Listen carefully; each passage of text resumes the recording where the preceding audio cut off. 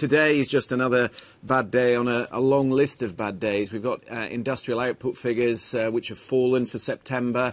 The trade deficit is worsening, and then this news from S&P that they are reducing from AA+ to AA. France's credit rating. And why is that important? Well, the credit rating really speaks of the credit worthiness of a country, its ability to meet its financial commitments. All three major credit rating agencies downgraded France from its precious AAA status some years ago, before Mr. Hollande came to power. But this is the first time that one of these agencies has again downgraded France, and that is, of course, very bad news for France and, of course, for the Economy Minister. Other countries have been through this with the downgrading, and they've turned things round. We've seen it in Britain as well. But what is the way in which President Hollande and his government are going to react? Are they beginning to blink faced with this?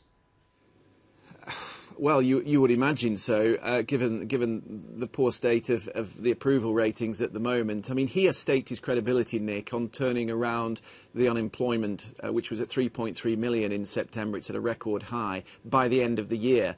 We've had another slew of industrial closures this week, which seems to mean to me that the only way they'll be able to do that is by manufacturing the figures. It looks impossible that he's going to change the picture in just over 2 months. So I think at the moment it's a problem of communication. He has to communicate to the French people what this plan is. It doesn't look coherent at the moment, and because he's U-turning on several taxes in the face of these protests, he's also slapped with the tag of indecision. So it's a problem of personality, but it's also an impossible problem, probably for any president that would take over. I mean, France has massive debt.